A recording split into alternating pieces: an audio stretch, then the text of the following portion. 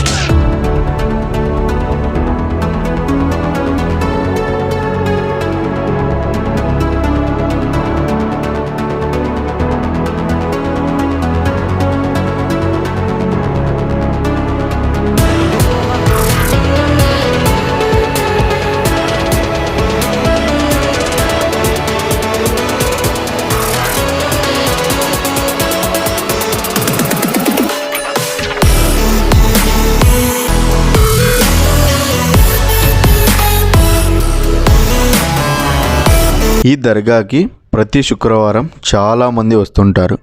వచ్చి ఇక్కడ మౌలాలి సాహిబ్ వారిని దర్శించుకొని ఇక్కడే వంటలు చేసుకొని తిని, అలాగే సాయంత్రం వరకు అక్కడ ఉన్న చుట్టూ ఉన్న ప్రదేశాలని సందర్శించుకొని సాయంత్రం అవ్వగానే ఇక్కడ ఎవ్వరూ ఉండకుండా వెళ్ళిపోతారు. ఎవరైనా కొత్త వాహనం కానీ తీసుకున్నట్టయితే ఇక్కడికి వచ్చి పూజ చేయించుకొని వెళ్తుంటారు.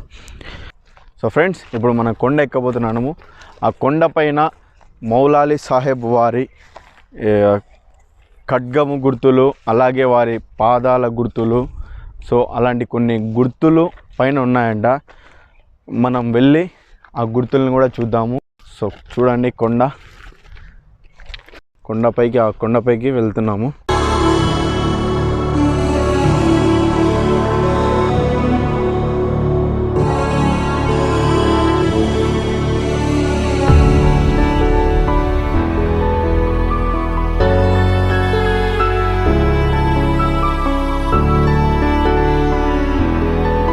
ఇక్కడ కానీ స్కిడ్ అయిందంటే చాలా డేంజర్, చాలా ప్రమాదంగా ఉంది. ఇది ఎంత జాగ్రత్తగా పోతే మనం అంత మంచిది.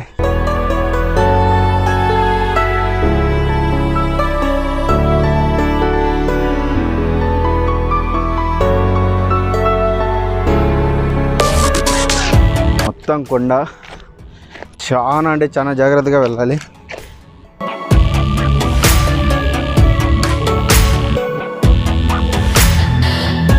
చాలా అంటే చాలా ఘోరంగా ఉంది ఈ దారి.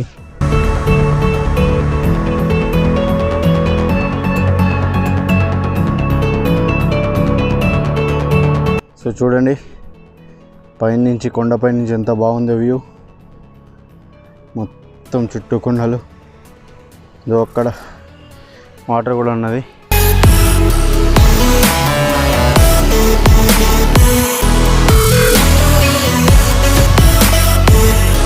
సో దర్గా నుంచి కొండపైకి దారి.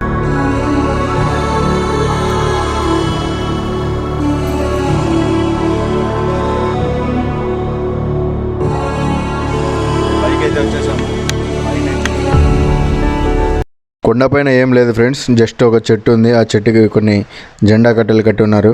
అలాగే కొద్ది ముందరికి వెళ్ళామంటే అక్కడ నేలపైన గుడ్డ పరిచేసి ఉన్నారు.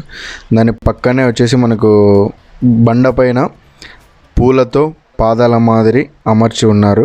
అంతే, ఇంకా చుట్టుపక్కల కూడా ఇంకేం లేవు. సో జస్ట్ లొకేషన్ అయితే బాగుంది.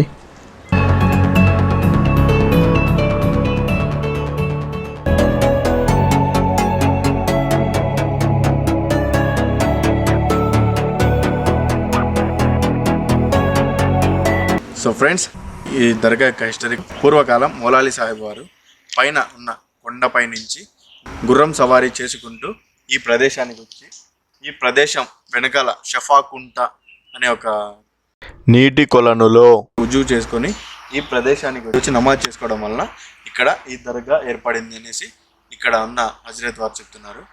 అలాగే ఇక్కడ రాత్రిపూట్ల ఎందుకు నిద్రించరు, మొత్తం చుట్టూ అడవి ఉండేది, ఎక్కువగా అడవి ఉండడం వల్ల ఆ కాలంలో ఈ దర్గాకి ప్రతిరోజు రాత్రి సమయంలో ఒక పెద్ద పులి వచ్చేసి ఇక్కడ ఈ దర్గాని సందర్శించేదని పూర్వకాల ప్రజలు ఇక్కడ చెప్పుకునేవారంట. అనేసి ఇక్కడ అప్పట్లో నిద్రించేవారు కాదండి. అలాగే ఈ దర్గాలో నిద్రించకపోవడానికి ఇంకొక కారణం కూడా ఉంది. అదేమిటంటే ఇక్కడ ఈ ప్రదేశంలో ప్రతిరోజు జంగ్ అనగా యుద్ధం జరుగుతుందని, అందుకోసమే ఇక్కడ ఎవరూ నిద్రించకూడదని ప్రజల నమ్మకం. ఇది ఈ దర్గా హిస్టరీ. అలాగే ఇక్కడ ఉన్న షఫాకుంటని కూడా మీకు చూపిస్తాను, దాన్ని కూడా చూడండి. సో ఫ్రెండ్స్, షఫాకుంటకి దారి ఇది. మనకు షఫాకుంట దారి వచ్చేసి మెయిన్ రోడ్ పై నుంచి ఉంది. దర్గా సైడ్ నుంచి ఆ రైల్వే ట్రాక్ అదంతా అడ్డం ఉండడం వల్ల మెయిన్ రోడ్ నుంచి ఉంది షఫాకుంటకు దారి. సో ఇదే దారి.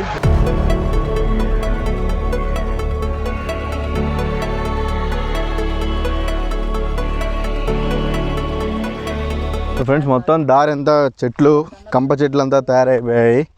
సో ఇక్కడి నుంచి రైల్వే ట్రాక్ వస్తుంది.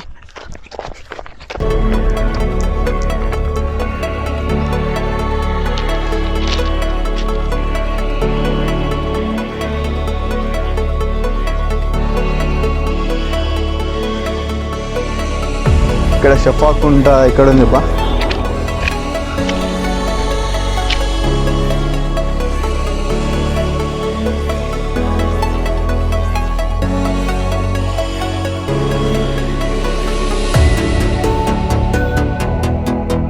ఇక్కడికైతే వచ్చాను. ఇక్కడ షఫాకుంట ఉందన్నారు, ఇక్కడ పైన హజరత్ని అడిగిండే. కానీ ఇక్కడైతే షఫాకుంట లాంటివి ఏది సపరేట్గా ఉండేది ఏది లేదు. మొత్తం ఈ పైన దర్గా ఉంది, ఇక్కడ మొత్తం ట్రాక్ వేసేసారు. సో నాకు తెలిసినంత వరకు ఇక్కడ అప్పటి కాలంలో మేబీ గుంత ఉండడం, కాలువ మాదిరి ఎక్కువ లోతు ఉండడం వల్ల ఇక్కడ ఏమన్నా వాటర్ నిలబడి దీన్ని షఫాకుంట అని పిలిచేవారేమో. సో కాలక్రమేణా ఇక్కడ మనకు రైల్వే ట్రాక్ని వేసేసారు.